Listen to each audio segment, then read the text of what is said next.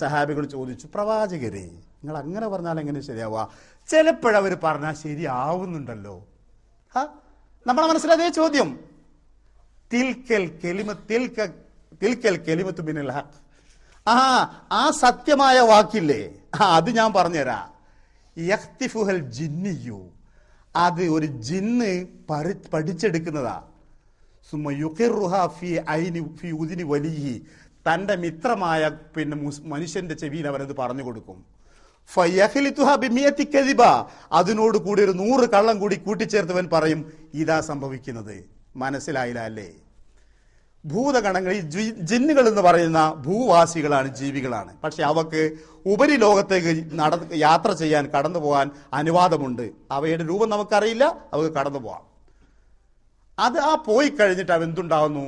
ആ ഉപരിലോകത്ത് വെച്ച് മലക്കുകൾ തമ്മിൽ നടക്കുന്ന സംസാരം, അള്ളാഹു നിർദ്ദേശിച്ച ഒരു വഹി, ഒരാളെ മരിപ്പിക്കണമെന്നോ ഒരാൾക്ക് സുഖം നൽകണമെന്നോ എന്നെ ചെയ്യണം എന്നൊക്കെ പറയുന്ന അള്ളാഹിന്റെ വഹി സ്വീകരിച്ചു വരുന്ന മലക്കുകൾ പരസ്പരം ഇതിനെപ്പറ്റി സംസാരിക്കുമ്പോൾ, എൻ്റെ ഭാവനയല്ല, ഭാവന പറയാൻ പാടില്ലാത്ത കാര്യങ്ങളായത് ഹദീസാണ്. സംസാരിക്കുമ്പോൾ ഈ ഉപരിലോകത്ത് ബന്ധപ്പെടുന്ന ജിന്നുകൾ ഇത് കട്ട് കേൾക്കാൻ വേണ്ടി ശ്രമിക്കും.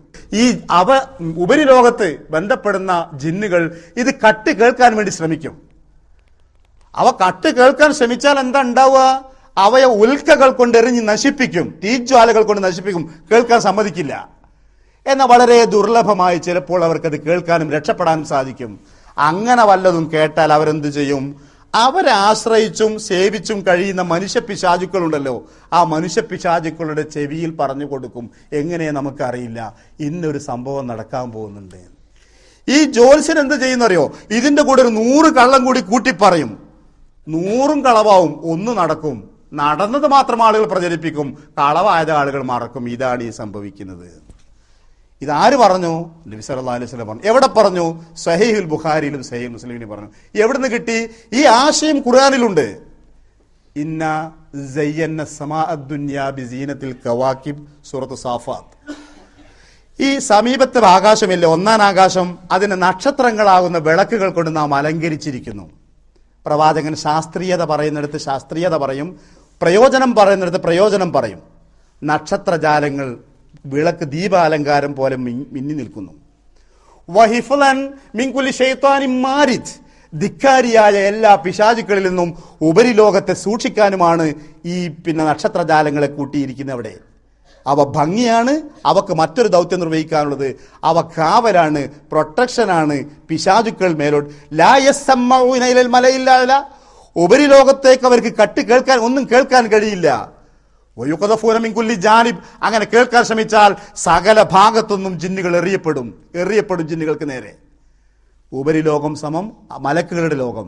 ആ ലോകത്ത് മലക്കുകൾ നടക്കുന്ന സംസാരം കേൾക്കാൻ വേണ്ടി അങ്ങ് ദൂരെ, ഇത് ഖുർആനും ഹദീസുമായതുകൊണ്ടാണ് സംസാരിക്കുന്നത്, അവിടെ വെച്ച് കേൾക്കാൻ ശ്രമിക്കുമ്പോൾ അവ എറിയപ്പെടും. ദുഹൂറൻ, ആട്ടിയോടിക്കാൻ വേണ്ടിയിട്ട്. ഇല്ലാമൻ ഖതിഫൽ ഖത്ഫത, പെട്ടെന്ന് എന്തെങ്കിലും കേൾക്കാൻ സാധിച്ചവരൊഴികെ.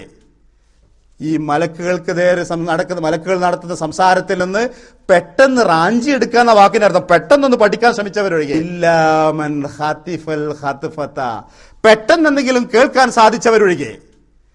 ഈ മലക്കുകൾക്ക് നേരെ മലക്കുകൾ നടത്തുന്ന സംസാരത്തിൽ നിന്ന് പെട്ടെന്ന് റാഞ്ചി എടുക്കാന്ന വാക്കിനർത്ഥം പെട്ടെന്നൊന്ന് പഠിക്കാൻ ശ്രമിച്ചവരൊഴികെ.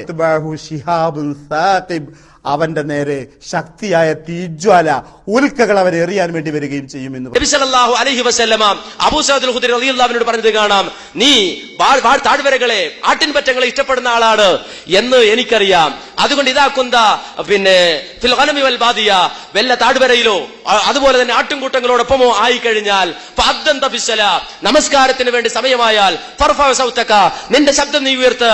കാരണം നീ ബാങ്ക് കൊടുത്താൽ നിന്റെ ശബ്ദം ജിന്നുകൾ കേൾക്കും, മലക്കുകൾ കേൾക്കും, മറ്റുള്ളത് കേൾക്കുന്നവരൊക്കെ കേൾക്കും. അങ്ങനെ കേട്ടാൽ അവർ സാക്ഷി നിൽക്കും എന്നൊക്കെ ഹദീസിലുണ്ട്. അവൻ മനുഷ്യന്മാർ സംസാരിക്കുന്ന മറ്റുള്ളവർ കേൾക്കും. അങ്ങനെ കേട്ടു എന്ന് വിശ്വസിച്ചാലോ അവർ കേൾക്കുമെന്ന് പറഞ്ഞാലോ അതൊന്നും ശിർക്കാവുകയില്ല.